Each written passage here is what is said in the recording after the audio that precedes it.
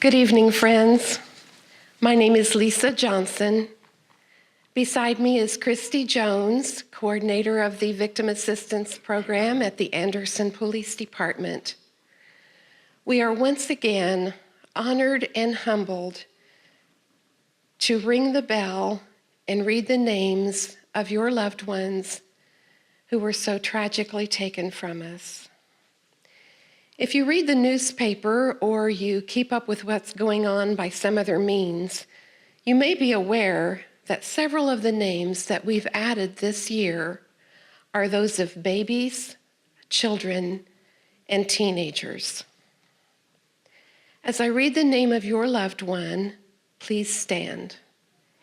If you knew the deceased person when they lived and walked among us, and you want to acknowledge their life, or if you provided services as a pastor, a police investigator, a victim advocate, prosecutor, or coroner, I invite you to stand. After a brief pause, you may be seated. I will begin reading names of persons who died as the result of someone's decision to drive a vehicle while impaired or intoxicated. Those who were killed in reckless driving crashes will be included in the homicide list that I will read next.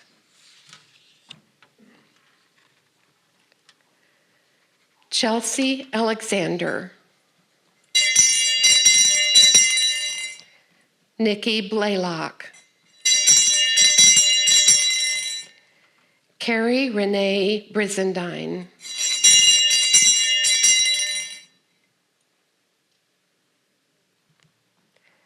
Mark Cattler, Mary Chandler, Jamie Coddington, Nancy Collins, Brian Godfrey, Sherman E. Goins, Teresa Hyatt Goins, Susan Renee Williams Wiley, Tony Ray,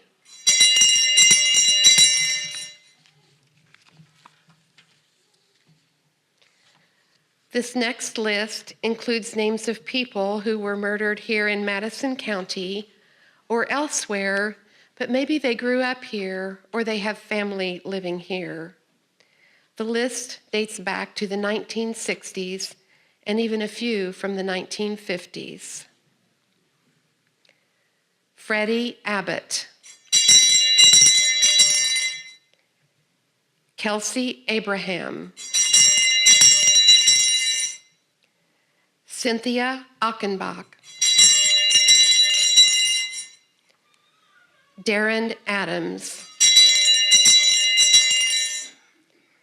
Jean Aldridge, Tina Alvey Davis, Bobby Amos, Lincoln Anderson, Walter Anderson, Sandra Archer, Sue Armstrong,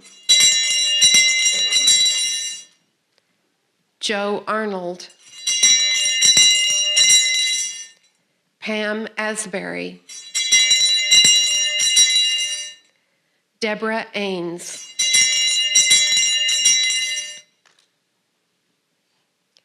Candy Ayers, Oscar Cardenas, Kevin E. Carper, Robert Carroll, Robert Wayne Carter,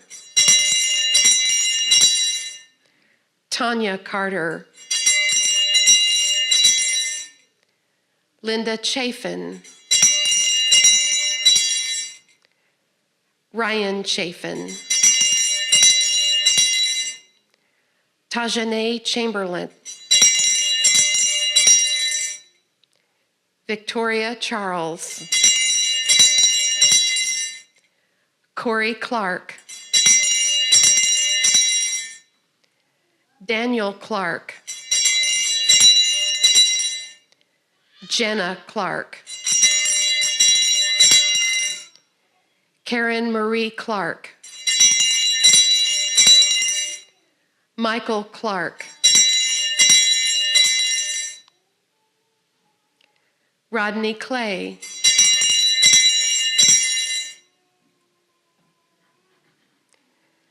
Jacob Clevenger, Linda Cobble, Marilyn Rue Coburn, Trudence Lynn Coleman, John L. Collier, Richard Coulter, Ricky Combs, Tina Combs, Carlson Kahn, Oralia Llamas Contreras, Jeffrey Lynn Cox, Chris Coyle, Kent Crawford, Janet Susie Odell Bacher,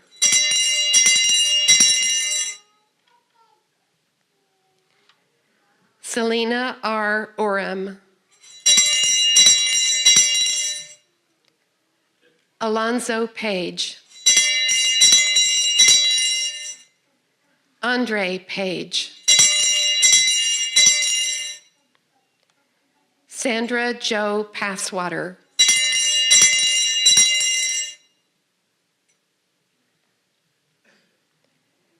Trinity Parker,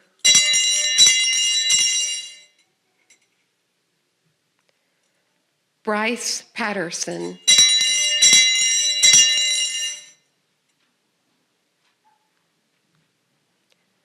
Michael Patterson,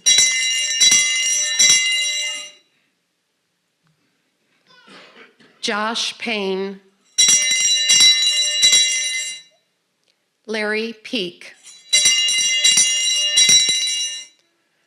Charles Pearson Jr.,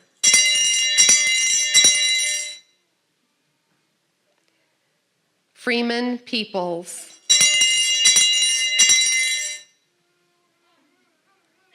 Antonio Perez, Norval Peters, David Phillips, Scott Phillips,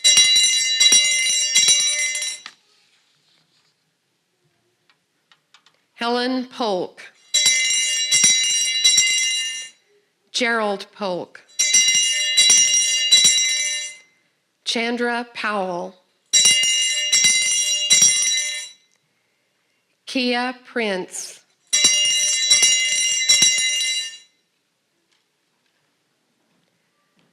Michelle Pulliam,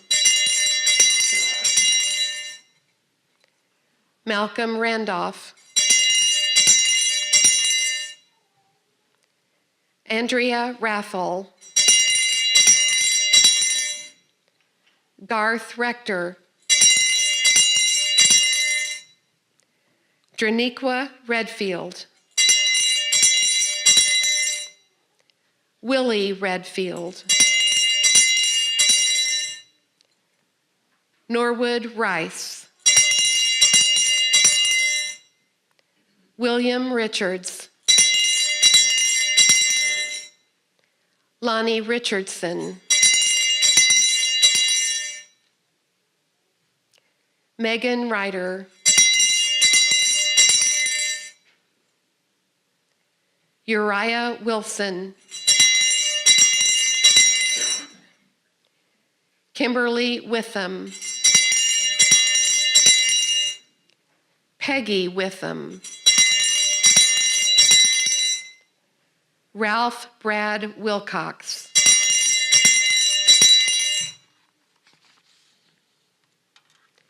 Amanda Wiles,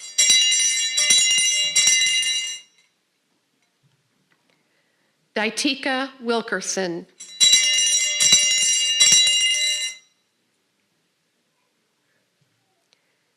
Lindsay Wilkins,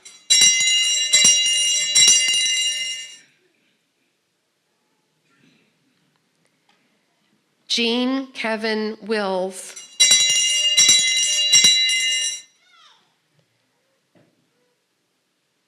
Teresa Lawyer Wisner, Diana Chapman Wright, Kenneth Wyatt, Kathy Jo Wiley,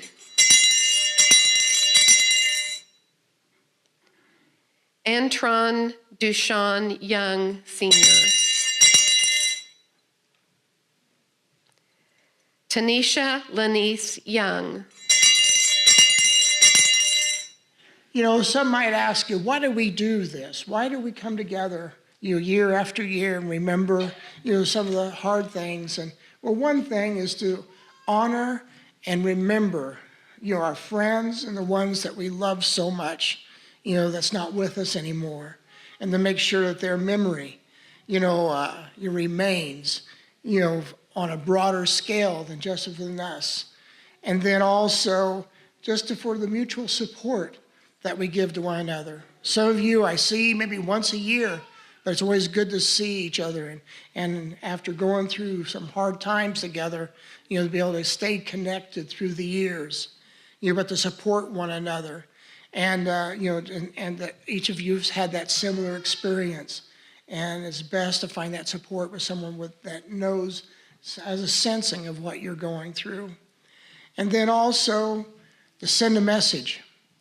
As we come together, as we recognize, the effect of violence, the effect of impaired driving and all those things, to come together and maybe make a stand, make a voice to say no more. In May of 1994, my mother was murdered by her husband of 8 days. As I said, the worst. How do you deal? Each and every one of you out here is a survivor in one way or another. Be it a parent, a child, a sibling, a friend, and all of those other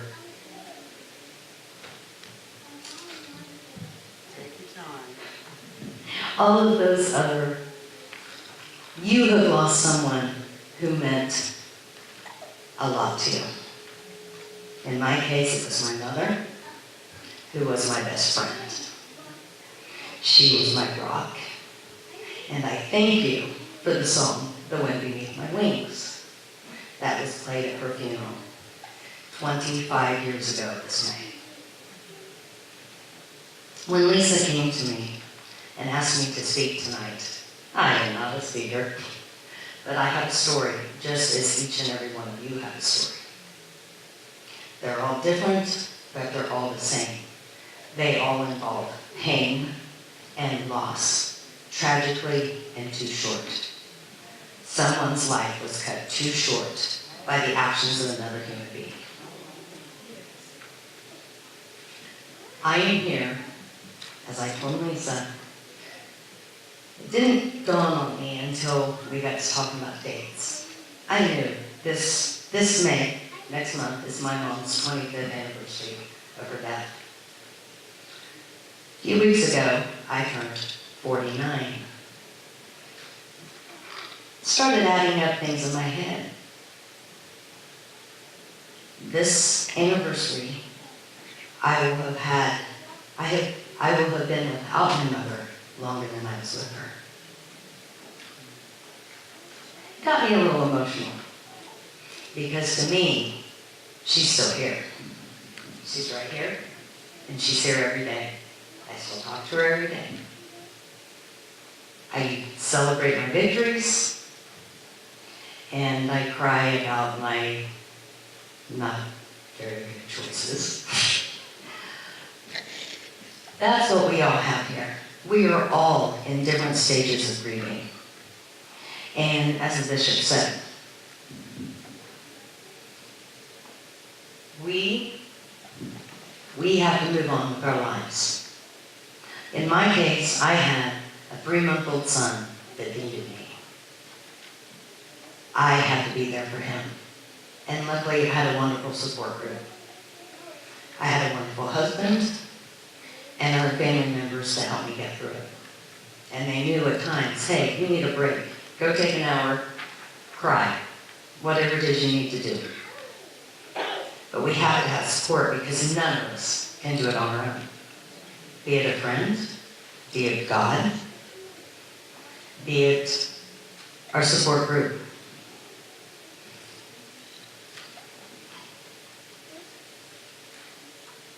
I'm speaking from the heart. I didn't prepare anything because I believe that's the truth in all of this.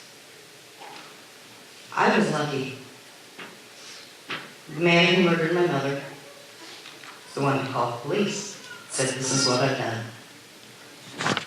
Within a year, he was convicted of murder, and he was sentenced to 60 years. Had a very tough time with that. He took her life. Why does he live? That was an eye for an eye. That was my thought process at the time. Because I also knew that in 10% of his time, which would be 6 years, he could start petitioning the court for an early release. About a year before that came to fruition, he'd been in prison for 5 years. I had a knock on my door about 9 o'clock at night. I had been sent a certified letter. He had died in prison. I cried. My husband looks at me and he says, "Why are you crying? You should be happy." I said, because to this day, and that finished any hope I had of knowing why. I will never know why. That was the only thing I wanted to know. As I'm sure a lot of you out here have the same questions. Why? You may not ever know. And that's hard to deal with. But you have to deal with it. Because we're still here. And we're the ones that are going to carry on the memory. We're the ones that are going to stand up and not let them forget what happened. I was part of the Survivors on Homicide group for about 5 years after my mom died. They were a rock for me. They let me tell my stories. I listened to them. I made friends. But a year after I was in the group, I took over as president for 2 years. After 5 years, I walked away. Not because I didn't think they were a great group. I had to do it for me. I had become stronger. I had forgiven him for what he had done to my mother. I said, I forgave him. I'll never forget. That is what I would like for all of you to be able to do at one time. It's not going to happen today. It's not going to happen tomorrow. For some of you, it may have already happened. But for you to be healthy, to live your life to the best of your ability, to give back to your children, your grandchildren, you cannot as the bishop said, carry around the hatred in your heart, because it will eat you alive, and they will have won. You, like I said, I forgave. I forgave the act, but I never forgot it, and I never will to my dying day. It defined a part of who I am, as your tragedies, as your losses will define you. The only thing I'm asking is don't let it consume you. Give it time. It's not going to happen overnight. It's not. It is going to take a very long time. Here I am, 25 years later, and it still affects who I am today. It made me into the person that I am today. We are all defined by life situations and how we deal with them. Do not, I ask of you, do not let this consume you. Do not let the hatred tear you apart. Grieve. You will grieve for your lifetime. Because, like I said, every single one of them were taken too soon. We didn't get to say bye. My mom did not get to see her grandchildren grow up. She saw one grandchild at 3 months old. And I do. I go to the cemetery every once in a while, just to talk to her and have some peace. And I tell her what they're doing. I'm proud of them. They're my kids. I let her know what's going on with them. And then I laugh and say, yeah, you already know that, don't you? You're watching. The reading of the names when I was first involved in this 20-some years ago, that list has grown dramatically.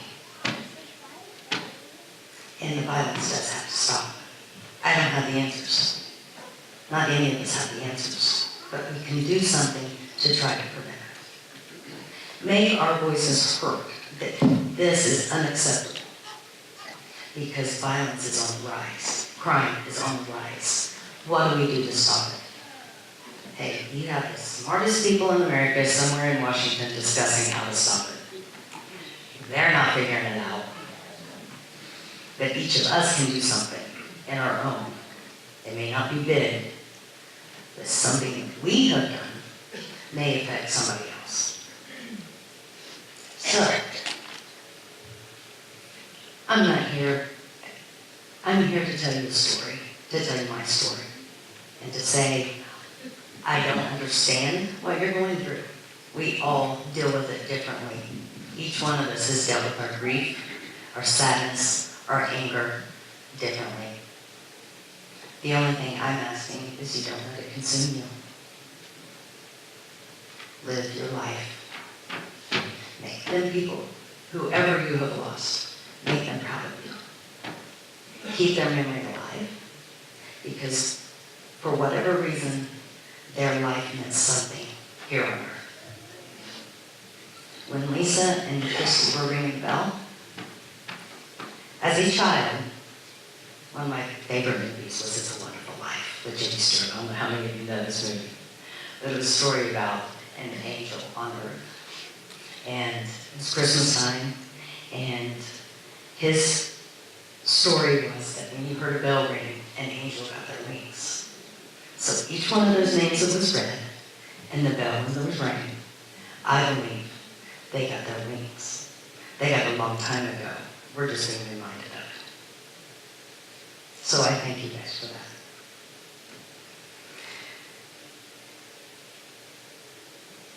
Wow. It's a little harder than I thought it was going to be.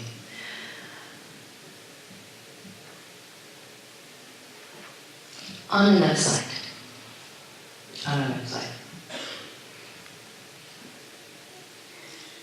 The survivors of homicide, as I said, played a huge role in my recovery, in my therapy, in my healing. Those scars are always going to be there, but they help them heal. This is a wonderful group. And on a fun note, We all know to do things like this. You all got text messages, postcards, something to let you know about what was happening tonight. So we are going to do a little bit of fundraiser. Lisa and Natasha came to me a few weeks ago, a month or so ago, and they said, hey, I saw something and I see that you work at a business that does fundraisers. So, on May 31st, and there will be flyers out front for you, very simple. It's a Friday from 6 to 8. We are going to do a fundraiser. But we're going to make it fun, and you actually get to do something. You're not just going to get out money. And we're going to make it in memory of all of the loved ones that we have lost. Anyway, on Friday, March 25th, March 25th. Friday, May 31st, from 6 to 8, we will do a bowling fundraiser at the Logan Bowling Center, Championship Lanes, just around the corner here off of 53rd Street. The cost will be $15 a person, with half of that going back into survivors of homicide to keep this group and the advocacy groups going. I met Lisa 25 years ago. These poor advocates, they do not meet us under the best of circumstances. But she was at the hospital when I got a phone call that I needed to come. And she was a big rock. She's now retired. And she's still here because this means something to her. So we wanted to do something a little bit different. Tonight is about memory. Tonight is about sharing stories. Tonight is about a little bit of that healing. But this, here in another moment, is about celebration. The celebration of their lives.